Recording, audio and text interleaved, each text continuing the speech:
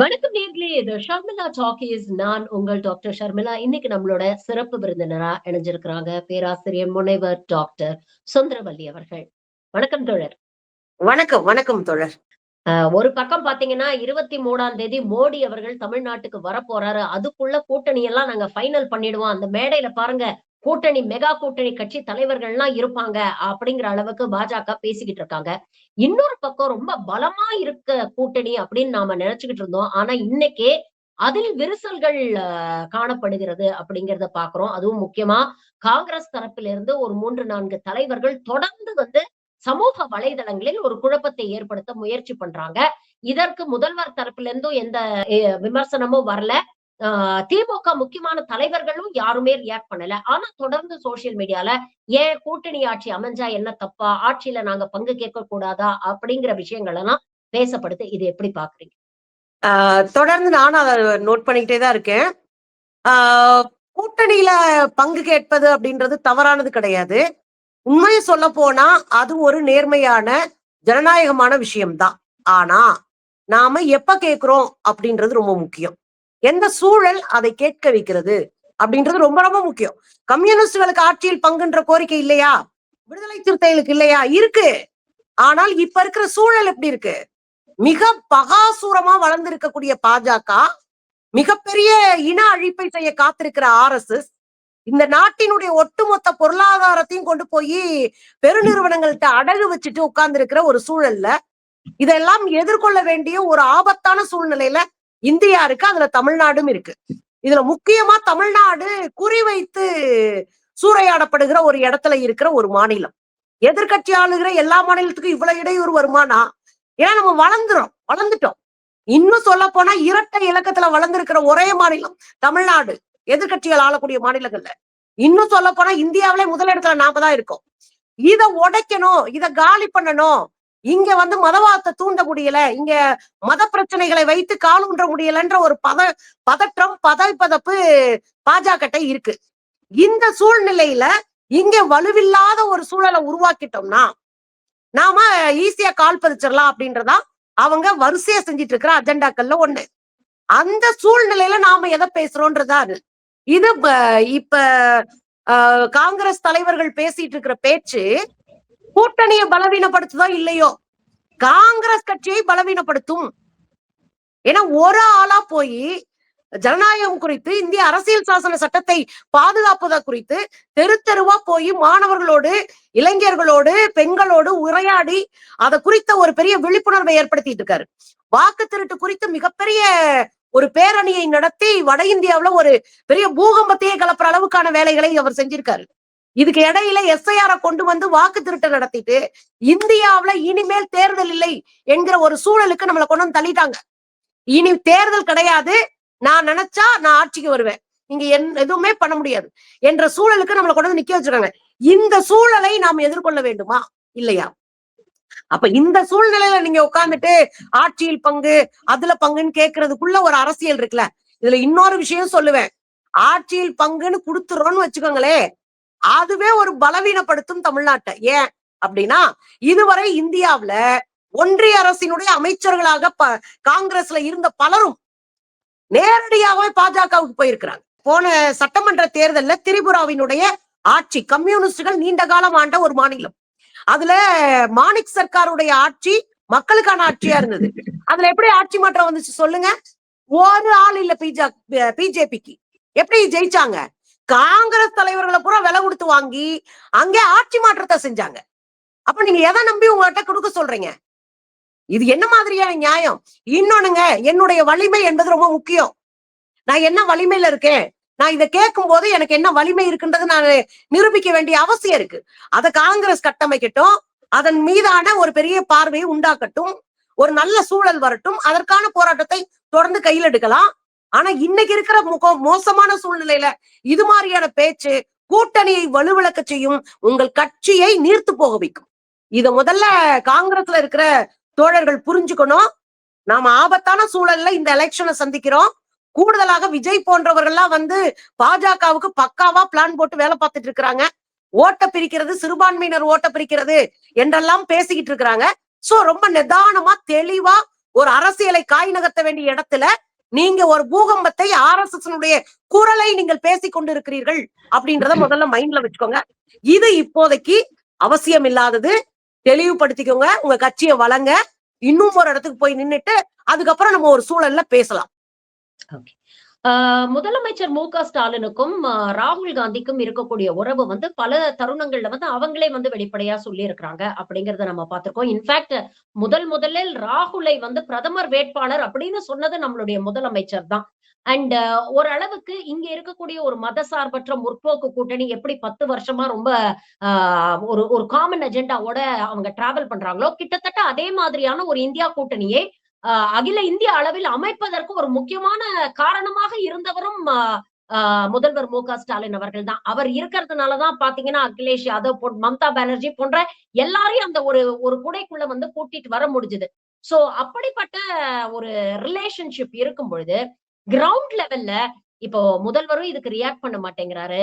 ராகுல் தரப்புல இருந்தும் இது நாள் வரைக்கும் இந்த மாதிரி பேச்சுக்களுக்கான ரியாக்ஷன் எதுவும் வரல. செல்வ பெருந்தகை மட்டும்தான் வந்து இல்ல நாங்க இந்த கூட்டணியை விட்டு போற ஐடியா இல்ல அப்படின்னு இங்க சொல்லிட்டு இருக்கிறாரு. கிரவுண்ட் லெவல்ல கேடர்ஸ் மத்தியில இது ஒரு பெரிய அதிருப்தியை ஏற்படுத்தாதா? ஏன்னா இன்னும் தேர்தலுக்கு 2 மாசம் தான் இருக்கு. இப்படி தொடர்ந்து இவங்க சோசியல் மீடியால இது மாதிரியான பதிவுகளை வெறுப்ப வந்து பதிவு பண்ணிக்கிட்டே இருந்தாங்கன்னா அதை பார்க்கக்கூடிய அடிமத்த திமுக தொண்டர்களுக்கு ஒரு கோபம், ஒரு சலிப்பு ஏற்படும்ல. எதுக்கு இவ்வளவு தூரம் இவங்களை நாம தாங்கி பிடிக்கணும்? போறதுன்னா போங்க. இன்னைக்கு நிறைய பேர் வந்து சமூக வலைதளங்கள்ல அந்த மாதிரி பதிவு போட ஆரம்பிச்சிட்டாங்க. உங்களை யாரும் இங்க வந்து ஆரத்தி தட்டு வச்சு கூப்பிடல. உங்களுக்கு போகணும்னா தயவு செஞ்சு போங்க. எங்களுக்கு ஒண்ணும் நஷ்டம் இல்ல அப்படின்னு பேசுற அளவுக்கு வந்திருக்காங்க. இது எப்படி பாக்க? இது ஒரு இடத்துக்கு தள்ளக்கூடிய விஷயம் தானே. தொடர்ந்து நீங்க பேசிட்டே இருக்கீங்க. எல்லாரும் அமைதியாவே இருக்காங்க. அந்த அமைதியை நீங்க வந்து பயம் நினைச்சுக்கிட்டீங்களா என்னன்னு தெரியல. ஆனா விடாம பேசிட்டு இருக்கும்போது ஒரு கட்டத்துல வாய் திறக்க வேண்டிய ஒரு இடத்துக்கு கொண்டு போய் நீங்க நிறுத்திடுறீங்க. நீங்க மக்கள் நல கூட்டணின்னு ஒரு கூட்டணி இருந்தது, உங்களுக்கு நல்லா தெரியும். நீங்க விடுதலை சிறுத்தைகள், கம்யூனிஸ்டுகள், மதிமுக எல்லாரும் சேர்ந்து மக்கள் நல கூட்டணி வச்சிருந்தோம். ஏன் அது வேண்டான்னு முடிவெடுத்தோம் சொல்லுங்க? இந்தியா மிக ஆபத்தான சூழ்நிலையில் இருக்கிறது. நம்மளுடைய கனவு அதான் இருக்கலாம். ஆனா ஆபத்தான சூழ்நிலையில இந்தியா இருக்கு. 3வது அணி தமிழ்நாட்டை பலவீனப்படுத்தும். எனவே அது வேண்டான்னு தூக்கி ஓரங்கட்டிட்டு உள்ள வந்து உட்கார்ந்து இருக்கோம். அது காரணம் தமிழ்நாட்டினுடைய மாநில உரிமைகளை காப்பாற்றுவது, இந்தியாவினுடைய மதச்சார்பற்ற தன்மையை காப்பாற்றுவது, அரசியல் சாசன சட்டத்தை காப்பாற்ற வேண்டும் பெரும் முனைப்போடு ஒரே புள்ளி அரசியல் சாசன சட்டத்தை காப்பாற்றுவதும், மதவாத அடிப்படைவாத அரசியலை தூக்கி எறிவதும், மக்களுக்கா தூணது பக்கத்துல நின்று காப்பாத்துறதா எங்களுடைய ஒற்றை புள்ளி. நம்ம ஒன்னா சேர்ந்து நிக்கிறோம். இதுல நீங்க ரொம்ப தெளிவா ஒண்ணு சொன்னீங்க. ஒரு கட்டத்துல வெறுப்பு வந்துருங்க. என்னடா இது இவங்க அப்படியே பேசிட்டாங்க. இவர் திரும்ப திரும்ப மாணிக்கம் தாகூர் இதை பேசிட்டே இருந்தாரு. நீங்க பராசக்தி படத்தை கூட வெட்டி செலவுன்னு எல்லாம் பேசியிருந்தாரு. எனக்கு என்னன்னா, மாணிக்கம் தாகூரோடைய தொகுதியில தான் நான் இருந்தேன். நான் இருக்கேன், அவருக்கு தான் நான் ஓட்டு போட்டேன். மாணிக்கம் தாகூர் ஒண்ணும் பெட்டி எங்களுக்கு எல்லாம் அனுப்பல. 5000 ரூபாய் அவ்வளவு கஷ்டத்துல செலவழிச்சு நான் ஓடி போய் என் ஒரு வாக்கு செலுத்திட்டு வந்துடணும் அப்படின்னு அவ்வளவு கஷ்டப்பட்டு வண்டி கிடைக்காம அவ்வளவு ரூபா செலவழிச்சு நாங்க போய் சேர்ந்து ஒரு ஓட்டை போட்டு வந்தேன். இதுக்கு பின்னாடி இருக்கிற அரசியல் கூட்டணி தர்மம். நம்ம கூட்டணியில இருக்காரு தோழர். அவருக்கு 2 முறை நம்ம ஓட்டு போட்டணும். இந்த முறை எப்படியாவது அவர் ஜெயிக்க வைக்கணும். ஏன்னா அவருடைய தொகுதி ரொம்ப சிக்கலான ஸ்டார் தொகுதியா இருக்கு. ராதிகா நிக்கிறாங்க, விஜயகாந்தோடைய பையன் நிக்கிறாரு. இது ஒரு மிக முக்கியமான போட்டின்னு தானே இறங்கி அடிச்சு வேலை செஞ்சோங்க. நாடாளுமன்ற தேர்தலை நாங்க சும்மா வேடிக்கை பார்த்தோமா? கூட்டணி கட்சிகள் முழு பலத்தை காட்டி அவரை ஜெயிக்க வச்சோம். 40க்கு 40 சும்மா வரல. அப்ப நம்முடைய ஒற்றுமைதான் பலம்ன்றதை ஏன் இவங்க புரிஞ்சுக்கவே இல்லை அப்படின்றத நம்ம தெரிஞ்சுக்க வேண்டிய தேவை இருக்கிறது. இதுல அமைதியா போறதுக்கான ஒரு சூழல் என்னன்னா, ராகுல் காந்தி அவர்களை பொறுத்தவரையும் இந்த நிலவரத்தை இந்த தமிழ்நாட்டினுடைய மாநில தலைவர் சமாளிக்கட்டும். ஒருவேளை இது பிரச்சனையாச்சுன்னா அவர் தலையிடுவார், கூப்பிட்டு பேசுவார்.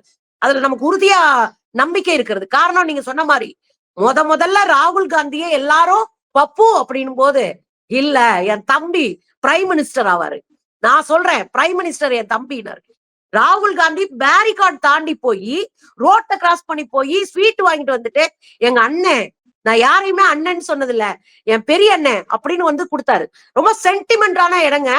3வது விஷயம், ராகுல் காந்தி நாடாளுமன்றத்துல இருந்து உறக்க சொன்னாரு, உங்களுடைய கனவுல கூட நினைச்சு பார்க்காதீங்க, உங்களால எப்போதும் தமிழ்நாட்டை ஆள முடியாது அப்படின்னு நெஞ்ச நிமித்தி சொன்னாரு. அது நம்ம மேல இருக்கிற மரியாதையும் நம்ம மேல இருக்கிற நம்பிக்கையும். நம்ம வரலாற்றின் மீது அவருக்கு இருக்கிற நம்பிக்கை. இதெல்லாம் தாண்டி அவர்கிட்ட போய் பத்திரிகைக்காரங்க கேட்ட போது, நீங்க என்ன தமிழ்நாட்டுக்கு அப்படி பேசுறீங்க? ஏன்னா பிகாஸ் நான் தமிழன்னு சொல்லிட்டு போனாரு. நான் ஒரு தமிழன் அப்படின்னாரு. எனக்கும் தமிழ்நாட்டுக்கு உறவு இருக்குன்னு. நீங்க அவ்வளவு நேர்மையான ஒரு நெருக்கமான மானசீகமான ஒரு தொடர்புல இந்த கூட்டணி இருக்கு. நமக்குள்ள முரண்பாடுகள் வரலாம். முரண்படுவது என்பது சாதாரணம். அதை சரி செய்து போவது என்பது இயல்பு. இது நட்பு முரண். நீங்க அத பகை முரணா முயற்சி பண்றீங்கல்ல, அது தவறா இருக்கும். இது ராகுல் காந்தி பிரச்சனையாகும். தமிழ்நாடுதான் நின்னு அடிக்கிற ஒரு ஸ்டேட்டா இருக்கு. இங்க கட்டாயம் நிக்கிற காங்கிரஸ்காரங்களை எப்படியாவது கூட்டணியில சேர்ந்து ஜெயிக்க வச்சிருவோம். ஆனா அப்படி இல்ல மற்ற மாநிலங்கள். அப்ப காங்கிரஸை வலுவாக்கக்கூடிய ஒரு மாநிலத்துக்குள்ள காங்கிரஸ்ல இருக்கிறவங்க செல்வ பெருந்தகை அவர்கள் மேல இருக்கிற கோவத்தை நீங்க கூட்டணிக்கான கோபமா மாத்துறீங்க. நீங்க செல்வ பெருந்தகை மேல என்ன கோபம்? நான் ஓப்பனாவே பேசுறேன். செல்வ பெருந்தகை அவர்கள் ஒரு தலித் சமூகத்தை சேர்ந்து வந்தவர். ஒரு பட்டியல் சமூகத்தில இருந்து ஒரு தலைவர் வர்றாருன்னா உங்களுக்கு எரியுது, உங்களுக்கு எரிச்சலா இருக்கு. அப்ப இத நீங்க முதல்ல திருத்திக்கங்க. உங்க கோபம் திமுக கூட்டணி மேல இல்ல, செல்வ பெருந்தகைக்கு ஒரு நெருக்கடியை உருவாக்கணும். அவருடைய தலைமையின் கீழே ஆளுக்காளு பேசுறாங்க அப்படின்ற ஒரு சூழலை உருவாக்கணும். அதுக்காக நீங்க பேசிட்டு இருக்கீங்க. எனக்கெல்லாம் என்ன அப்படின்னா, ரொம்ப வருத்தப்பட்டு சொல்றேன். சும்மா சமூக வலைத்தளத்துல பேசுறதுனால காங்கிரஸ் தமிழ்நாட்டுல ஆட்சி பிடிக்கலான்றலாம் கதையே கிடையாது. வெளிப்படையாவே சொல்றதா இருந்தா அந்த கதை இங்க நடக்க போறது கிடையாது. அதுக்கான உழைப்பு கொடுக்கணும், முதல்ல நம்பிக்கையை கொடுக்கணும், கூட்டா நின்னு முயற்சி பண்ணணும். நீங்க 56 தலைவர்கள் இருக்கீங்க தமிழ்நாட்டுல மட்டும். தமிழ்நாட்டுல 56 தலைவர்களை வச்சுட்டு ஒரு கட்சி போறதெல்லாம் கஷ்டம். நான் அஸ் அ கம்யூனிஸ்டா சொல்றேங்க. எனக்கு எங்க கட்சிக்குள்ள முரண்பாடு 1000 முரண்பாடு இருக்கும். ஒருபோதும் பொது வெளியில ஒரு வார்த்தை கூட எங்க இயக்கத்தை பத்தி நான் பேச மாட்டேன், பேசக்கூடாது. ஏன்னா என் இயக்கம் எனக்கு ரொம்ப முக்கியம். இங்க இருக்கிற மனுஷங்க கிட்ட நம்ம முரண்படலாம், ஆனால் என் சித்தாந்தத்துல நான் தெளிவா இருக்கேன். அந்த தெளிவு ஏன் காங்கிரஸ்ட இல்ல? ஏன்னா இங்க பீகாருக்கு போனார்ல, எதுக்கு போகணும்? பீகார்ல என்ன திமுக நிக்குதா? பீகார் எலெக்ஷன்ல திமுக கூட்டணியில் இருந்துச்சா? இல்ல இல்ல. ஆனா இங்க இருந்து ஒருத்தர் மெனக்கட்டுன்னு இந்த வயசுல போறாருல, போய் அங்க நின்னு பேசினார்ல, மக்களை சந்திச்சு அவர் எவ்வளவு உற்சாகப்படுத்தினாரு, மக்கள் எவ்வளவு கொண்டாடினாங்க. இதுக்கு பின்னாடி இருக்கிற உளவியல் என்ன? வெறும் கூட்டணியா இது? இல்லங்க, இது ஒரு தத்துவார்த்த கூட்டணி. வெறும் சீட்டு பிரிச்சுக்கிறதுக்கான கூட்டணி இல்ல, தத்துவார்த்த கூட்டணி. அண்ணன் திரும்ப திரும்ப திரும்ப சொல்லுவாரு, நீ 4 சீட்டு வாங்கிட்ட 4 சீட்டு வாங்கிட்ட நீ சொல்லிட்டே போவ. எனக்கு 4 சீட்டா 5 சீட்டான்றது பிரச்சனை இல்ல. என்னுடைய தத்துவார்த்த எதிரி ஒருத்தர் இருக்கான், அவனை வீழ்த்துறதா என்னுடைய அரசியல். அதுக்காக நான் கூட நிப்பேன். உனக்கு பின்னாடி புரியும் அப்படின்னு அண்ணன் அடிக்கடி சொல்லிட்டு இருப்பாரு. அதைத்தான் நான் இப்ப சொல்றேன். நீங்க என்ன கற்பனை இருக்கு, கனவு இருக்கு, எல்லாத்தையும் பேசலாம். ஆட்சியில் பங்கு என்பது கனவா இருக்கலாம். எல்லா கட்சிக்கும் அது ஒரு கனவுதான். அதை அடைவதற்கான முயற்சி பண்ணலாமே ஒழிய கூட்ட உடைக்கிறதுக்குல, தேன் கூட்ட உடைக்கிறது, முட்டையை உடைச்சு காலி பண்றது குஞ்சு பொறிக்கும் போது, இதெல்லாம் கொஞ்சம் காங்கிரஸ் விடணும். ஏனென்றால் ராகுல் காந்தி தமிழ்நாட்டு மக்கள் மீது அன்பு வைத்திருக்கிறார். நாங்களும் ராகுல் காந்தி மீது அன்பு வைத்திருக்கிறோம். அதை காப்பாத்துங்க. இவ்வளவு நாள் ராகுல் எதுவும் பேசல. இங்க கீழே இருக்கக்கூடிய அடிமட்ட காங்கிரஸ் தலைவர்கள் எல்லாம் பேசிட்டு இருக்காங்க. ஆனா ராகுல் காந்தி இதெல்லாம் ஆதரிக்கல அப்படிங்கிற மாதிரி சொல்லி ஒரு ஒரு பதிலுக்கு பதில் சொல்லிட்டு இருந்தாங்க. ஆனா இன்னைக்கு நீங்க பாருங்க, ராகுல் காந்தி தமிழ்நாட்டுக்கு வந்த உடனே அவர் போடுறாரு ஒரு முக்கியமான ஒரு ட்வீட், ஜனநாயகனை ஆதரித்து. இவ்வளவு நாள் காங்கிரஸ் தலைவர்கள் தான் விஜய்க்கு ஆதரவாக பேசிட்டு இருந்தாங்க அப்படின்னு பார்த்தா, இன்னைக்கு வெளிப்படையாக ராகுல் காந்தி ஒரு ட்வீட் போட்டிருக்கிறாரு. அந்த ட்வீட்ல நமக்கு 2 முக்கியமான முரண்பாடுகள் இருக்கு. அவர் என்ன சொல்றாரு, information and broadcast ministry Tamil கலாச்சாரத்தை தடுக்க நினைக்கிறது, ஜனநாயகன் திரைப்படத்தை தடுக்கிறது மூலமா அப்படின்னு சொல்றாரு. அதே மாதிரி தமிழ் மக்களுடைய குரவலையை முடக்க நினைக்குது, வாய்ஸ் ஆஃப் த தமிழ் பீப்புள நீங்க சப்ரஸ் பண்ண முயற்சி பண்றீங்க, அது உங்களால முடியாதுன்னு. முதல்ல ஜனநாயகன் அப்படிங்கிறது தமிழர்களுடைய கலாச்சாரத்தை பிரதிபலிக்கிறது அப்படிங்கிறதுலயே நமக்கு மாற்று கருத்து இருக்கு. அது முதல்ல ஒரு தெலுங்கு படத்துடைய ரீமேக். அதுல எந்த இடத்துலயுமே இன்ஃபேக்ட் விஜயோடைய கரியர்ல தமிழ் கலாச்சாரத்தை அவர் பிரதிபலிக்கிற மாதிரி எந்த படமும் பண்ணதா எனக்கு தெரியல. பல இடங்கள்ல வயலன்ஸும் ஆபாசமும் இரட்டை அர்த்த வசனங்களும் தான் நம்ம அதிகம் பார்த்திருக்கிறோம். சோ அதுக்கும் தமிழ் கலாச்சாரத்துக்கும் எந்த சம்பந்தமும் இல்ல. இரண்டாவது, விஜயோடைய படம் தமிழ் மக்களுடைய குரல் அப்படின்னு சொல்லி அவர் போடக்கூடிய ட்வீட், அதுவும் இந்த நேரத்துல தமிழ்நாட்டுக்கு வந்திருக்கிற நேரத்துல இந்த ட்வீட் நம்ம முக்கியமா பார்க்க வேண்டியிருக்கு. விஜய் பக்கம் போவதற்கான முயற்சிகள்ல காங்கிரஸ் ஈடுபடுது அப்படின்னு நம்ம பார்க்கலாமா? இதுல இன்னொரு முக்கியமான முரண் என்ன நீங்க யோசிக்கணும்னா, ஒரு பக்கம் ராகுல் ட்வீட் பண்றாரு, தமிழக மக்களுடைய குரலை நீங்க தடுக்க முயற்சி பண்றீங்கன்னு. ஆனா இதே காங்கிரஸை சேர்ந்தவர்கள் இன்னைக்கு பராசக்தியை பேன் பண்ணுங்க அப்படின்னு இங்க போராட்டம் பண்ணிட்டு இருக்காங்க சமூக வலைதளங்கள்ல. காங்கிரஸ வந்து ரொம்ப பேட் லைட்ல வரலாற்றை திருச்சி இவங்க வந்து போர்ட்ரே பண்ணியிருக்காங்க. அதனால இந்த படத்தை பேன் பண்ணணும் அப்படின்னு தாவேகா ரசிகர்களோட சேர்ந்து தாவேகாவுடைய நோக்கம் வேற. அவங்க நெகட்டிவ் பப்ளிசிட்டி பண்றாங்க. ஏன்னா அவங்களுக்கு வந்து இது அரசியல் அப்படிங்கிறத தாண்டி அவங்களுக்கு அரசியல் புரிதல் இல்ல சித்தாந்த புரிதல்லாம் கிடையாது. இது சிவகார்த்திகேயன் வெர்சஸ் விஜய். விஜய் படம் வரல, சிவகார்த்திகேயன் படம் வந்துருச்சு. அதனால இந்த படத்த வந்து நாங்க வந்து ஃப்ளாப் அடிப்போம் அப்படிங்கிற மாரி சொல்றாங்க. ஆனா இவங்க இத வந்து ஒரு அரசியல் மோதலாக மாற்றுவதற்கு காங்கிரஸ் வந்து துணை போகிறது. இத எப்படி ரொம்ப சிம்பிளா பார்க்கணும் அப்படின்னா, ஜனநாயகன் படம் தான் தமிழ்நாட்டினுடைய பண்பாட்டை காப்பாத்துதானா? அப்படியெல்லாம் இல்ல. ஆனால் திரைப்படங்கள் தமிழ்நாட்டினுடைய பண்பாட்டு கூறுகளை பிரதிபலிக்கிற ஒரு இடத்துல இருக்கு. கலை இலக்கியத்தின் மூலமாக எளிமையாக பிரச்சாரத்தை செய்ய முடியும் என்பதற்கு பராசக்தி படம் ஒரு முன்னுதாரணம். இப்ப வந்த படத்தை சொல்றேன். ஏன்னா ஒரு பண்பாட்டு கூறுகளை ஒரு நாட்டினுடைய மொழி அதிகாரத்திற்காக உயிரை விட்ட விஷயம் இருக்கு இல்லையா? இது வரைக்கும் 400ன்னு சொல்லிட்டு இருக்கிறாங்க. ஆனால் படிச்சு பார்த்தோம்னா 700க்கும் மேற்பட்டவர் கொலை செய்யப்பட்டிருக்கிறாங்க. அப்ப 700க்கும் மேற்பட்டோர் ஒரு மொழிக்கான போராட்டத்துல உயிரை விட்டிருக்காங்கன்னு ஒரு வரலாற்றை தெரிந்து கொள்வதுன்னு இருக்குல்ல, அது ரொம்ப முக்கியமான இடத்துல இருக்கு. அதுல ஒரு 28 கட்டு, அதுக்கப்புறம் 52 இடத்துல வந்து சைலண்டா ஆக்குறது, இந்த வாய்ஸ் கட் பண்றது, இதெல்லாம் பண்ணாங்க. அப்பதான் முதலமைச்சர் ஒரு ட்வீட் போடுறாரு. என்ன ட்வீட் போடுறாருன்னா, முன்னாடி எல்லாம் ஐடி, இடி, அப்புறம் சிபிஐ வச்சு நீங்க எல்லாத்தையும் செஞ்சுட்டு இருந்தீங்க. இப்போ செஞ்சுட்டு இருக்கிறதுக்கு கூட ஒன்ன தூக்கி இருக்கீங்க. அது வந்து சென்சார் போர்டு அப்படின்னு போட்டாரு. அது ரொம்ப முக்கியமான ஒரு ட்வீட்டா பாக்குறேன். அவர் பொதுவா போட்டாரு, பராசக்திக்காக போடல. இது இங்க நீங்க இன்னொரு வேலையும் பார்த்துட்டு இருக்கீங்க. 2.25க்கு உங்களுக்கு ஒரு தீர்ப்பு தர்றாங்க தனி நீதிபதி. 2.25க்கு உங்களுக்கு யுஏ சர்டிபிகேட் கிடைச்சிரும்னு தனி நீதிபதி சென்னை உயர் நீதிமன்றத்துல ஒரு தீர்ப்பு கொடுக்குறாங்க. 2.30க்கு நீங்க போய் மேல்முறையீடு பண்றீங்க. 3 மணிக்கு நீங்க தீர்ப்பு வாங்கிட்டு வர்றீங்க. அப்ப இதெல்லாம் மைண்ட்ல வச்சுக்கிட்டுதான், இது எல்லாத்தையும் மைண்ட்ல வச்சுக்கிட்டு தான் ரொம்ப நேர்மையா ஜனநாயகமா நம்முடைய முதலமைச்சர் ஒரு ட்வீட் போடுறாரு. ஆனா ராகுல் காந்தி அவர்களுடைய ட்வீட்டையும் நான் தப்பாலாம் பார்க்கல. எனக்கு ராகுல் காந்தி மேல ஒரு பெரிய மரியாதை இருக்கு. இன்னும் சொல்ல போனால் காங்கிரஸ்ல நம்ம பார்த்து காண்டான தலைவர்கள்லாம் இருக்கிறாங்க. ஆனால் இன்றைக்கு ஜனநாயகத்தை கையில பிடிச்சிருக்கிற ஒரு தலைவரா நான் ராகுல் காந்தி பாக்குறேன். காங்கிரஸுக்கும் கம்யூனிஸ்டுகளுக்கும் 8ஆம் பொருத்தம்னு உங்களுக்கு தெரியும். 7ஆம் பொருத்தம் இல்ல, 8ஆம் பொருத்தம் 10ஆம் பொருத்தம் தான் எங்களுக்கும் அவங்களுக்கும். ஆனால் ராகுல் காந்தி மேல ஒரு லவ் இருக்கு எல்லாருக்கும். பரவாயில்லப்பா, இந்த மனுஷன் ஏதோ ஒண்ணு செய்ய ட்ரை பண்றாரு. இவ்வளவு பெரிய ஜனநாயக விரோதமான இந்திய சூழல்ல ஒரு ஐக்கானா ஒரு வேலையை பார்த்துட்டே இருக்கிறாரு. ஒரு பிரச்சனையை வந்து சரி செய்கிறாரு. ஒரு பிரச்சனையை ஆளுங்கட்சிக்கு எதிராக உருவாக்க முடியுது. உண்மையை கொண்டு போய் மக்கள் மட்டத்துல நிறுத்துறாருன்ற அன்பு நமக்கு அவங்க மேல இருக்கு இன்னமும்.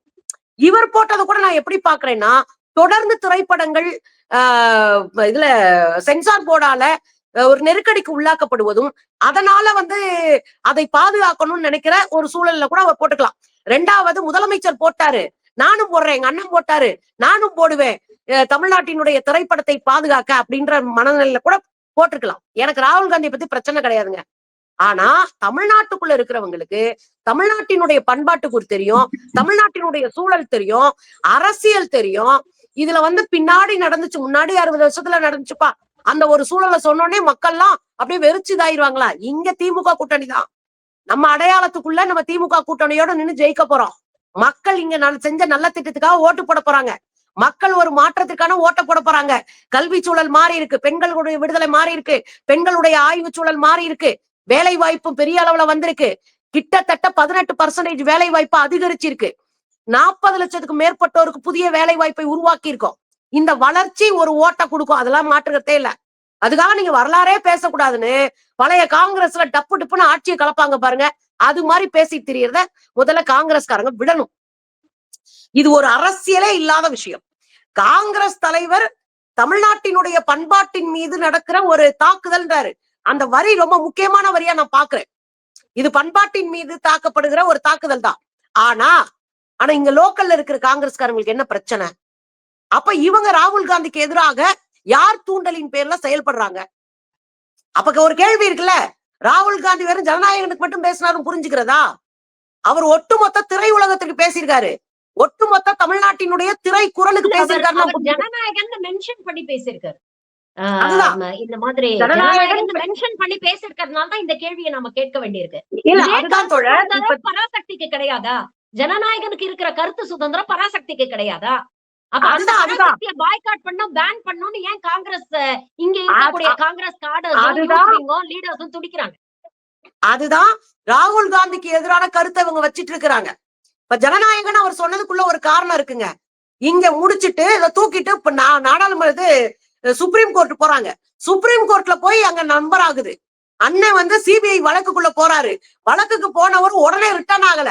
மறுநாள் மத்தியானம் வரைக்கும் அவங்க உட்காந்து டீல் பேசிக்கிட்டு இருக்காரு. புரியுதுங்களா? இதெல்லாம் புரியுது நமக்கு. ரெண்டாவது விஷயம், ஒரு திரைப்படத்திற்காக உச்ச நீதிமன்றம் வரைக்கும் போக வேண்டி வரும்ன்றதுனால கூட அவர் பேசியிருக்கலாம். நம்ம அதை தப்பா நினைக்கல நானு. ஆனால் லோக்கல்ல உட்காந்துட்டு நீ பராசக்தி படத்தை பேர்ன் பண்ணணும்னா முந்தா நாள் உங்க தலைவர் போட்டாரே, அப்ப ஜனநாயகரை பாதுகாப்போம்னு அந்த அந்த வார்த்தை இருக்குல்ல, பண்பாட்டு கூறுகளை பாதுகாப்போம்னு. தமிழ்நாட்டுல பண்பாட்டு கூறு எது? மொழி அடிப்படையில நீங்க ஒரு நாளும் எங்களை காலி பண்ண முடியாது. இந்தியா முழுவதும் மும்மொழி கொள்கைன்னு கையெழுத்து போட்ட போது இந்தியாவுல சட்ட ரீதியான விலக்கு பெற்ற ஒரு மாநிலம் தமிழ்நாடு. தமிழ்நாடு நீங்களாகத்தான் சட்டமே சொல்லுது இருமொழி கொள்கையில. அது நம்ம எவ்வளவு வலிமையா நின்று போராடி உயிரை கொடுத்து வாங்கினது. அப்ப இங்க பேசுற காங்கிரஸ்காரங்க தமிழ்நாட்டுக்காரங்க இல்லையா? தமிழ் உணர்வாளர்கள் இல்லையா? தமிழ் மொழி பேசுறவங்க இல்லையா? தமிழின் மீதும் தாய்மொழி மீதும் பற்று இருக்கிறவங்க இல்லையா? இந்த கேள்வி எல்லாம் வரும். அதனால பராசக்தியை பேன் பண்ணணும்ன்றதை விட காங்கிரஸ் தன்னுடைய அரசியல்ல மாற்றம் வந்திருக்குன்றத பேச ஆரம்பிங்க. ஜனநாயக பாதைக்கு மாற்றம் வந்திருக்கு, அதை நோக்கி எங்களுடைய தலைவர் ராகுல் காந்தி போறாருன்னு பேசணும். ஆனா இல்லங்க, நீங்க வந்து பராசக்தியை பேன் பண்ணிருங்க, ஜனநாயகனை தூக்கி மண்டையில வைங்க அப்படின்னு சொன்னா இது ரொம்ப மோசமான அரசியலா இருக்கும். இது உங்களுக்கு பின்விளைவுகளை உண்டாக்கும்.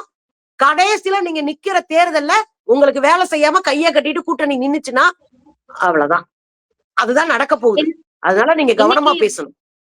இன்னைக்கு பராசக்தியோட இயக்குனரே பாத்தீங்கன்னா வெளிப்படையா வந்து விஜயோடைய ரசிகர்கள் மீது ஓப்பனா குற்றச்சாட்டு வச்சிருக்கிறாங்க. பல்வேறு ஹேண்டில்ஸ்ல இருந்து வந்து வக்கரத்தையும் வன்மத்தையும் உமிழ்றாங்க. இன்ஃபேக்ட் ஒரு தரப்புல வந்து அதிகாரப்பூர்வ ஒரு ட்விட்டர் ஹேண்டில் இருந்து என்ன போட்டிருக்கிறாங்கன்னா, நீ சென்சார் சர்டிபிகேட்ல போய் சர்டிபிகேட் வாங்குனது பெரிய விஷயம் இல்ல, எங்க அண்ணன் கால்ல விழுந்து மன்னிப்பு கேட்டு அப்பாலஜி சர்டிபிகேட் வாங்கு, அப்பதான் பராசக்தி ஓடும், இல்லன்னா நாங்க ஓடாம ஊத்தி மூடிடுவோம் அப்படிங்கிற அளவுக்கு வெளிப்படையா மிரட்டுறாங்க. இத வந்து அவங்க பதிவு போடுறாங்க.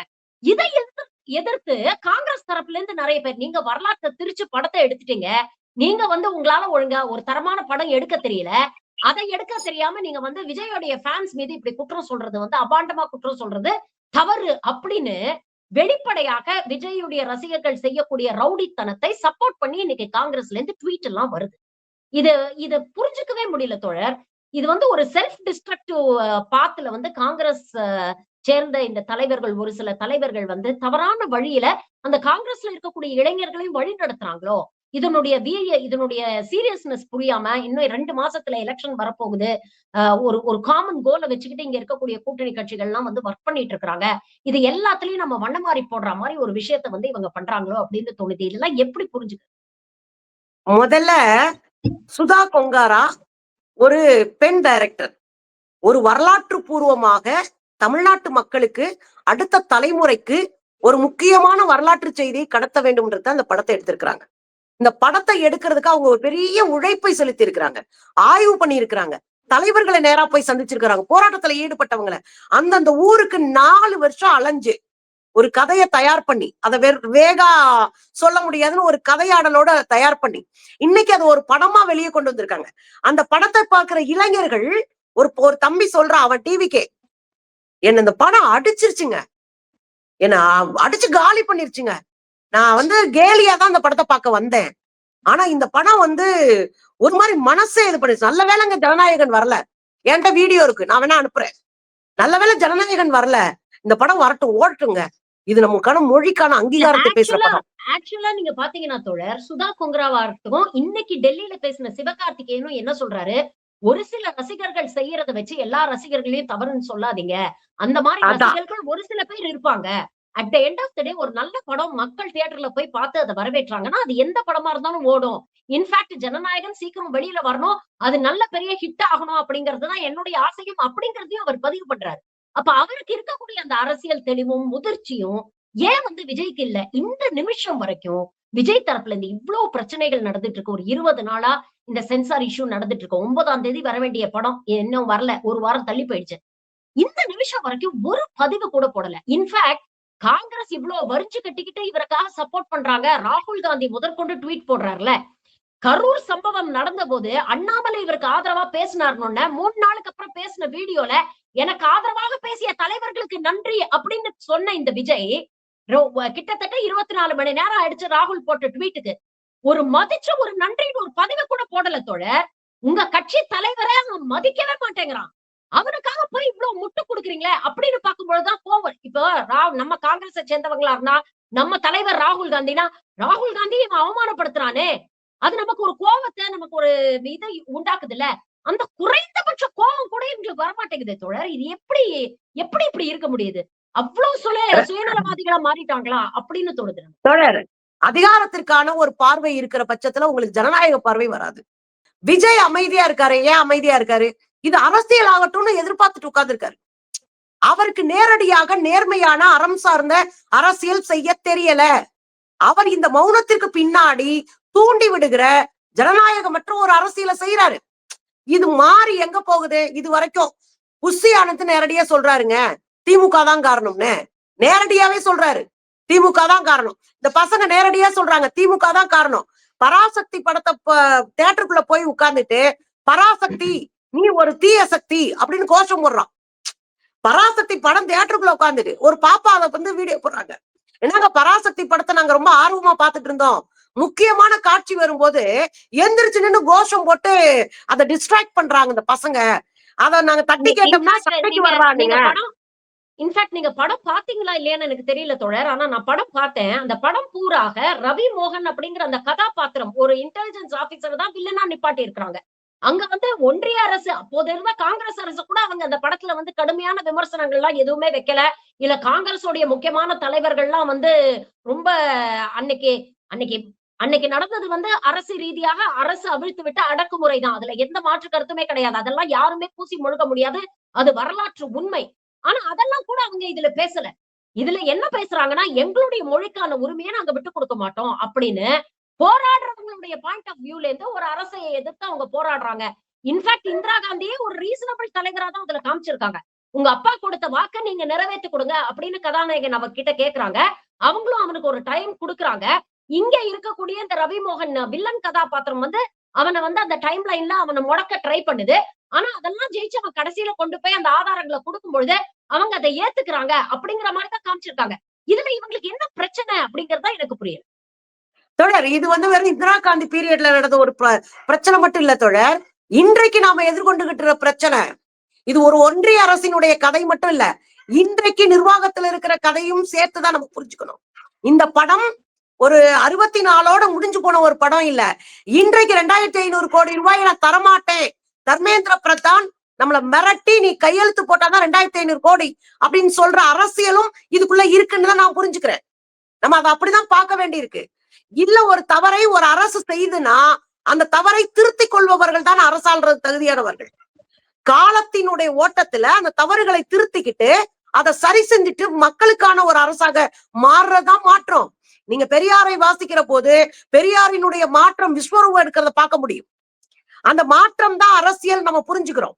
இந்த படத்தை பொறுத்தவரை ராகுல் கிட்ட இருக்கு தோழர், அந்த தன்மை ராகுல் காந்தி கிட்ட இருக்கு. எமர்ஜென்சியை பத்தி பேசும்போது ஆமா அது தவறுதான் அப்படின்னு அவர் ஏத்துக்கிட்டாரு. அத நீ ஏன் செய்யற அப்படின்னு கேட்டாரு. அத அவர் ஏத்துக்கிறாரு. அந்த தன்மை ராகுல் காந்தி கிட்ட இருக்கு. இப்ப கூட இந்த படத்துல நீங்க பாத்தீங்கன்னா இன்னைக்கு வரைக்கும் நம்மள வந்து இந்த ஆதிக்கத்தை வந்து நம்ம மேல திணிக்க முயற்சி பண்றாங்க அப்படின்னு இன்னைக்கு இருக்கிற பாஜக அரசு தான் பார்க்கக்கூடிய மக்கள் விமர்சனம் பண்றாங்களே தவிர அன்னைக்கு இருந்த காங்கிரஸ் அரசை இங்க பார்க்கக்கூடிய அந்த பார்வையாளர்கள் யாருமே பெருசா விமர்சனம் பண்ணல.